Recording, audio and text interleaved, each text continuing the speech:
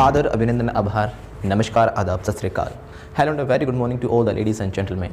I'm Deepak Thara, your English trainer, and I'm back with a new lesson. तो आज हम करने जा रहे हैं क्लास 12th इंग्लिश का चैप्टर फर्स्ट फ्लेमिंगो बुक का.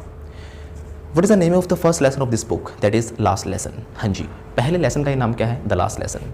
एक बहुत ही इंटरेस्टिंग स्टोरी है और आज की क्लास में हम इस पूरी स्टोरी को देखेंगे, क्या स्टोरी के अंदर है और क्या इसका ओवरव्यू है, क्या इसकी समरी है. ठीक है. And in the next video हम लाइन बाय लाइन एक एक चीज़, एक एक वर्ड, एक एक इंपॉर्टेंट जो पॉइंट होगा इसका, वो सब कुछ हम डिस्कस करेंगे in the next video. Right. So today we are going to just do the overview of this lesson, only the summary of this lesson. So let's get started. जो एक कहानी है वो शुरू होती है एक छोटे से बच्चे से जिसका नाम है फ्रेंच. और जो एक कहानी है वो लिखी है अल्फोंस डोडेट ने. अल्फोंस डोडेट की रिटन जो स्टोरी है, इसमें एक छोटा सा बच्चा होता है फ्रेंच. उस दिन वो स्कूल के लिए लेट हो रहा था और वो भागा भागा स्कूल की तरफ जा रहा था. And that day he was very scared, he was afraid of mister M Hamel. M Hamel इनके एक टीचर थे जो कि बहुत ही ज़्यादा स्ट्रिक्ट और बहुत ही ज़्यादा गुस्से वाले थे. लेकिन उस दिन जब ये बच्चा लेट हो रहा था स्कूल के लिए, तो इसने कई प्लान्स बनाए. इसने सोचा कि आज मैं स्कूल से भाग जाता हूँ, इट मीन्स कि मैं आज बंक कर लेता हूँ. उसने बंक करने की प्लानिंग की. ही thought that I should spend my day out of the school, because जो स्कूल से बाहर का दृश्य था वो बहुत ही शानदार था. अगर स्कूल में जाता तो सपोज कर रहा था टीचर पीटेंगे, गुस्सा होंगे और पार्टिसिपल्स के रूल्स उससे पूछेंगे जिसके बारे में उसे एक अक्षर भी नहीं आता. तो उसने सोचा कि आज का दिन मैं बाहर बिताऊं. क्यों? क्योंकि बाहर का जो वातावरण था बहुत ही ज़्यादा एक्साइटिंग था उसके लिए, एक टेम्पटिंग साइट थी उसके लिए, वो आकर्षण था एक उसके लिए. क्यों? क्योंकि बाहर वो अलग अलग चीज़ें देख रहा था. चिड़िया चहचहा रही थी, लोग कैसे काम कर रहे थे, जो पर्सन सोल्जर्स थे वो ड्रिलिंग कर रहे थे, अपनी प्रैक्टिस कर रहे थे. तो ये सब कुछ, ये बाहर की जो चीज़ें थी वो उसको क्या कर रही थी, बहुत ही ज़्यादा अट्रैक्ट कर रही थी.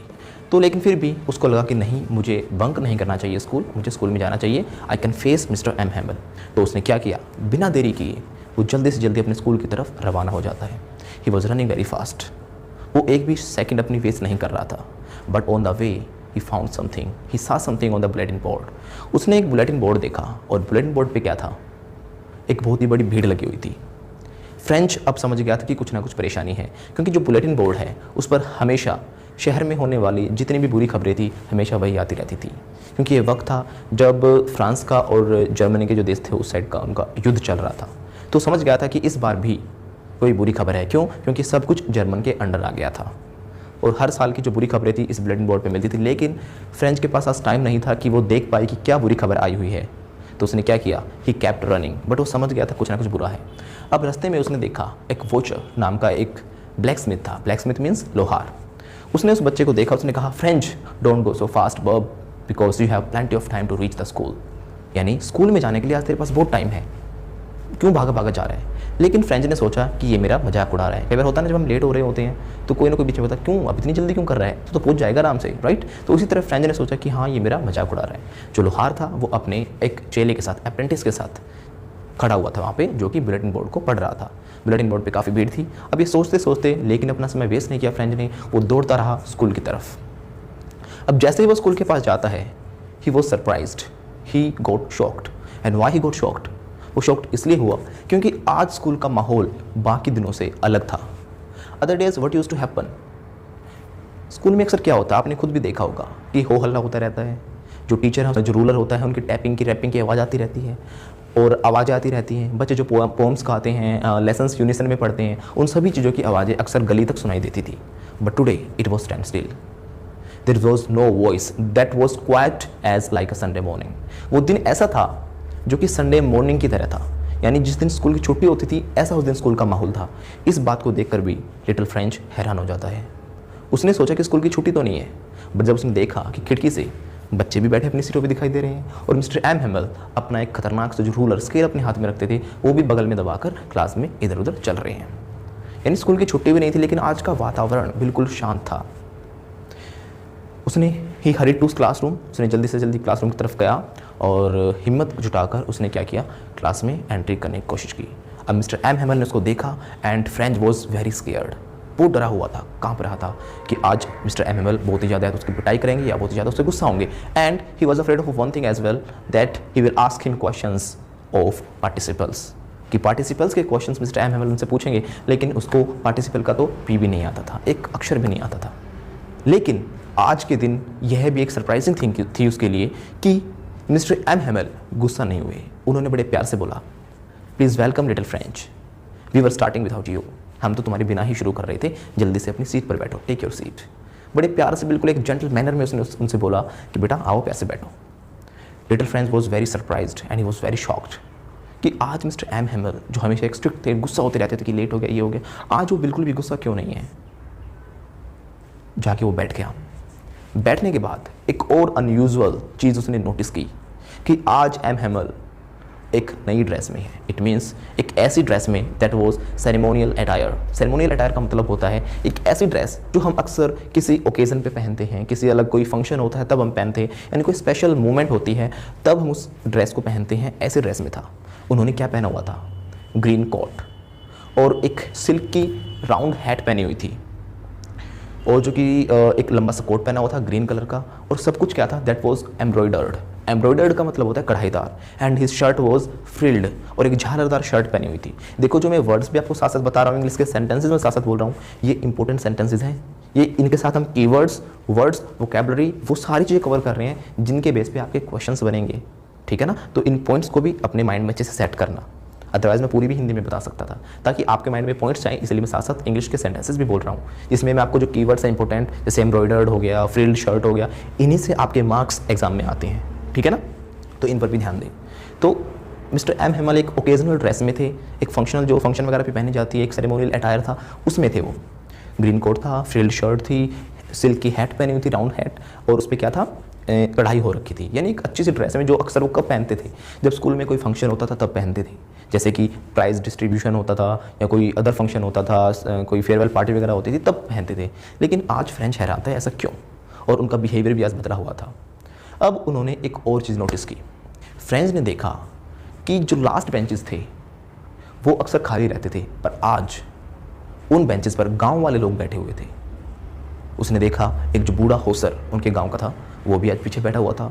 जो फॉर्मर मेयर थे, यानी महापौर एरिया के उनके, वो भी पीछे बैठे हुए थे। उसके अलावा फॉर्मर पोस्ट मास्टर, जो पोस्ट मास्टर थे, वो भी बैठे हुए थे। यानी काफ़ी गांव के लोग, सर्विसमैन, सभी गांव की जो पीछे क्लास की सीट्स थी उन पर बैठे हुए थे। अब फ्रेंच काफ़ी हैरान था, क्योंकि आज उसने जो देखा सब कुछ अलग था, और बुलेटिन बोर्ड पे भी इतनी भीड़ थी, सर की ड्रेस भी बिल्कुल अलग थी। उसके अलावा पीछे की जो क्लासेस, जो बेंचेस खाली रहते थे, आज वो भरे हुए थे। जो मिस्टर होसर था वो अपने एक पुराने प्राइमर के साथ आया हुआ था। What is the meaning of primer? Primer होता है एक पुराना कायदा, जो पहले के टाइम में कायदा आता था जिसमें हम पढ़ते थे।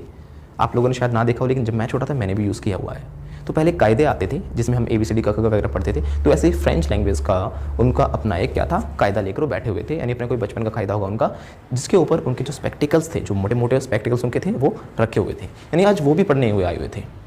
क्लास का ये वातावरण देख के फ्रेंच काफ़ी हैरान हुआ। अब मिस्टर एम हैमल ने उनको बताया। अब उन्होंने बोलना शुरू किया। उन्होंने बताया, the order from Berlin has come that the French language will not be taught in the school of Alsace and Lauren.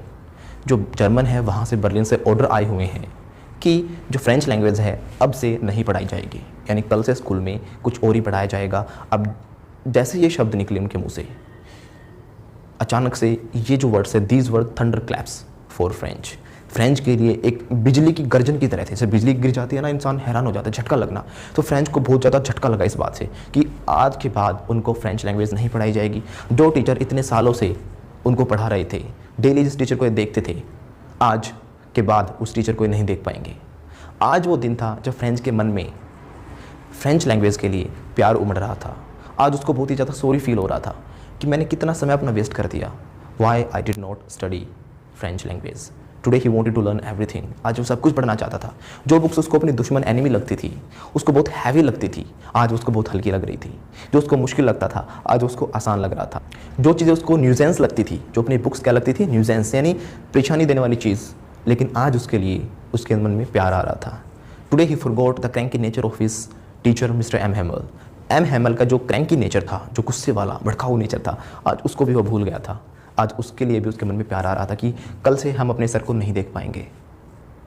आज उसको पता चला था कि एक लैंग्वेज की क्या वैल्यू होती है।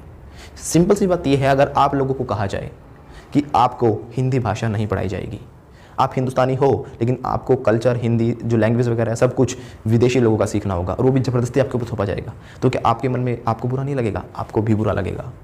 उस दिन आपको समझ में आएगा कि हमारी हिंदी की, हमारे देश की क्या वैल्यू है। तो आज जो पैट्रियोटिज्म की भावना, देशभक्ति की भावना थी, वो फ्रेंच के मन में उमड़ रही थी। सिर्फ फ्रेंच के मन में नहीं, बाकी सभी लोगों के मन में उमड़ी हुई थी। इसीलिए सभी लोग आज बहुत ही ज़्यादा परेशान थे, उदास थे।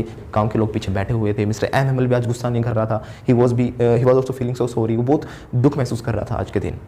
मिस्टर एम हैमल अब कहता है कि we always use to say that we have plenty of time, हमारे पास काफ़ी समय है, हम कल कर लेंगे, कल पढ़ लेंगे, कल सीख लेंगे। लेकिन आज उनको पता चला कि हमारे पास तो टाइम ही नहीं है, और ना आज हमारे पास वो इंसान रहेगा सिखाने वाला। अब एम हैमल सब चीज़ों को ब्लेम कर रहा होता है। वो कहता है कि बेचारे फ्रेंच, ये तेरी भी गलती नहीं है कि तू नहीं सीख पाया। गलती सबको दोष देने लग जाता है। वो हर एक इंसान को ब्लेम करता है। वो खुद को भी ब्लेम करता है कि गलती तेरी नहीं है, गलती मेरी भी है, क्योंकि मैं भी कई बार छुट्टी ले लेता था। जब मुझे फ़िशिंग करनी होती थी तो मैं आप लोगों की क्लास को टाल देता था। मैंने भी कई बार ऐसा किया है कि मैंने आप लोगों को क्लास ना देकर मैंने आपको गार्डन में जाकर पौधों में पानी देने के लिए भेज दिया। फिर वो ब्लेम करने लग जाता है वहाँ के लोगों को, वहाँ की सरकार को। कहता है कि सरकार ने भी कभी पढ़ाई को कभी ज़्यादा तवज्जो दी ही नहीं, सरकार ने भी इस चीज़ को हल्के में लिया। फिर वो ब्लेम करता है कि तेरी गलती नहीं है बेटा, कभी कभी तेरे पेरेंट्स ने भी थोड़ी एक्स्ट्रा इनकम आ जाए तुझे पढ़ाने के बजाय तुझे काम पर भेजा। तो इन सभी चीज़ों को ब्लेम करता हुआ आज बहुत ही उदास मन था एम हैमल का। एम हैमल बताता है कि जो फ्रेंच लैंग्वेज है that is the most beautiful language in the world and the clearest language, और बहुत ही सुलझी हुई लैंग्वेज बताता है कौन? M Hamel. कि जो फ्रेंच लैंग्वेज है बहुत ही सुंदर, ब्यूटीफुल है, क्लियर है, लॉजिकल है। उस लैंग्वेज की तारीफ़ करता है क्योंकि आज उसको भी बहुत ही ज़्यादा वैल्यू समझ में आ रही है अपने देश की भाषा की। अब उन्होंने जब फ्रेंच से पूछा था कि बेटा पार्टिसिपल का रूल बताओ, अब फ्रेंच कुछ भी नहीं कह पा रहा था, एक वर्ड भी नहीं बोल पा रहा था। और आज फ्रेंच को भी सॉरी फील हो रहा था। फ्रेंच चुपचाप अपने डेस्क को पकड़ के ऐसे खड़ा हुआ था और उसकी इतनी हिम्मत भी नहीं हो रही थी कि वो सर से नज़र ही मिला सके। तो इस समय हर एक चीज़ को ब्लेम करते हुए जो मिस्टर एम हैमल हैं वो हर एक चीज़ को कोसने लग जाते हैं। कहते बेटा तेरी गलती नहीं, तेरे पेरेंट्स की भी है, मेरी भी है, सरकार की भी है। फिर बताता है कि कितनी अच्छी लैंग्वेज है। आज उसको देख के लग रहा था कि ये टीचर आज अपने पूरे दिल से वो चाह रहा है कि मैं सिर्फ आज के दिन ही जितना उसको आता है इस लैंग्वेज के बारे में सब कुछ बच्चों के माइंड में, सभी लोगों के माइंड में सब कुछ भर दे। इट मीन्स वो सब कुछ सिखाना चाह रहा था आज के दिन, बट वो भी क्या था, मजबूर था, क्योंकि एक दिन में कोई सब कुछ नहीं सिखा सकता। आज वो चाह रहा था कि मैं अपनी पूरी फ्रेंच के बारे में बच्चों को सब कुछ सिखाऊं, बच्चों के अंदर देशभक्ति की बात भरूं, बट वो सब कुछ नहीं कर पा रहा था। उसका मन भी बहुत उदास था। क्यों? क्योंकि उसने लगभग 40 साल की सर्विस इस जगह पर दी थी। 40 सालों से एक इंसान यहीं पे पढ़ा रहा था। उसको हर एक चीज़ से प्यार था। जो कभी उसने गार्डन जो स्कूल का था, उस गार्डन को उसने अपने खुद हाथों से सजाया हुआ था। उसमें घास लगाना, पेड़ लगाना। अब जो होप फाइन की जो बेल थी, एक छोटी सी बेल होप फाइन की, आज वो इतनी बड़ी हो गई थी कि ऊपर की खिड़की तक लपेट, जैसे होता है खिड़की के ऊपर लिपट जाती है, ऐसे ट्विन हो रखी थी, लिपटी हुई थी। जो वॉलनट के जो ट्रीज़ थे, जो अखरोट के पेड़ लगाए हुए थे, वो भी अब बहुत ही ज़्यादा बड़े हो गए थे। जितने जो डेस्क कभी नए आए थे, आज वो डेस्क भी वोन स्मूथ, इट मीन्स वोन स्मूथ हो गए थे, मतलब घिस गए थे। अब देखो ना, पुराने बेंचेस होते हैं काफ़ी, तो पुराने घिससे जाते हैं बार बार यूज़ होकर। तो सारी चीज़ें वो देख देख के महसूस कर रहा था। फ्रेंच भी महसूस कर रहा था कि हमने इतना समय इन चीज़ों पर बिताया कि अब हर एक चीज़ से उनको क्या हो गया था, अटैचमेंट हो गया था। अब जब लेसन पढ़ा रहे थे तो उस समय वो ढंग से कुछ बोल भी नहीं पा रहे थे। Mister M Hamel, he was very very very sad, बहुत ही ज़्यादा इमोशनल फील कर रहे थे वो। अचानक से क्या होता है, जब पूरी क्लास में शांति का माहौल था, सबके डेस्क पे न्यू बुक्स आज न्यू कॉपीज़ रखी हुई थी, नोटबुक्स रखी हुई थी, तो वो सभी उनको देखते हैं। अब जब क्लास में शांति का माहौल था और एम हैमल पढ़ा रहे थे बच्चों को, उसी दौरान क्लास में शांति थी, सभी ध्यान से पढ़ना चाह रहे थे। आज फ्रेंच को महसूस हुआ कि फ्रेंच लैंग्वेज कितनी आसान थी।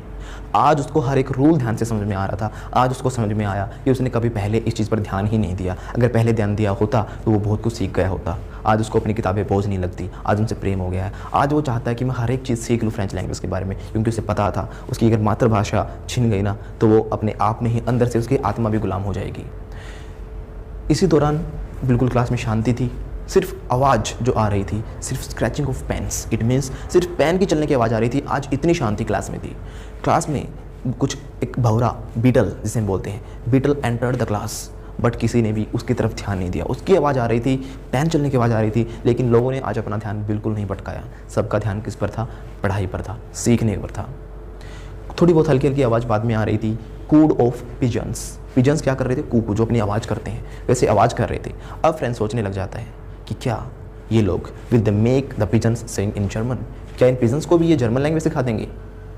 क्या इनको भी इनका भी ये जो देश है, इनको भी क्या इनको गुलाम कर रहे हैं क्या? जानवरों के साथ भी ऐसा ही होगा? ये सारी चीज़ें फ्रेंड्स सोच ही रहा था। इतने में जो एमएमएल है वो कुछ ज़्यादा पढ़ा नहीं पाए, वो बहुत ही ज़्यादा इमोशनल थे। अंत में उन्होंने क्या किया, वो कुछ बोलना चाह रहे थे। He said I but his throat choked, something choked his throat, he couldn't speak even a single word, he couldn't go on. वो कुछ बोल ही नहीं पाए, बिल्कुल शांत हो गए क्योंकि उनका गला भर गया था, रुंध गया था, बहुत ही ज़्यादा इमोशनल थे। जो होस्टर था वो भी बहुत ही ज़्यादा इमोशनल हो रखा था, सबकी आंखों में आंसू आए हुए थे। उन्होंने एक चौक का टुकड़ा लिया और बोर्ड पर जितना बड़ा वो लिख सकते थे उन्होंने लिखा, वाइव ला फ्रांस, मतलब फ्रांस जिंदाबाद, लॉन्ग लिव फ्रांस, यानी हमेशा फ्रांस अमर रहे। वो कुछ ज़्यादा नहीं बोल पाए, उन्होंने अपना सर बोर्ड की तरफ झुकाया और अपने हाथ से इशारा करते हुए कहा, द क्लास इज़ डिसमिस्ड, यानी क्लास समाप्त हुई। तो ये एक स्टोरी थी हमारे फर्स्ट चैप्टर की, जिसका नाम था the last lesson. The first lesson is the last lesson. और ये थी एक देशभक्ति की स्टोरी कि किस प्रकार से हमें अपनी लैंग्वेज का, अपनी मातृभाषा का, अपने देश का, अपनी चीज़ों का हमें ध्यान रखना चाहिए, उनसे प्रेम करना चाहिए, क्योंकि जिस दिन हमारे पास वो चीज़ नहीं होती तब हमें उनकी वैल्यू समझ में आती है, राइट। तो ये स्टोरी थी, इसमें ये हमने समरी की, ओवरव्यू किया। आई थिंक स्टोरी आपको अच्छी लगी होगी, और लगी है तो लाइक शेयर सब्सक्राइब तो बनता है। मैं आपका गुरु हूँ और गुरु को गुरु दक्षिणा देना आपका कर्तव्य है। तो गुरु दक्षिणा के रूप में आप लाइक शेयर एंड सब्सक्राइब जरूर करेंगे, और मैं आपके कमेंट्स का वेट करता हूँ। देखो, गुरु दक्षिणा छोड़नी नहीं है, गुरु दक्षिणा तो आपको देनी पड़ेगी। एक लव ने क्या दिया था, अपना अंगूठा काट कर अपने गुरु को दे दिया था उनके कहते ही।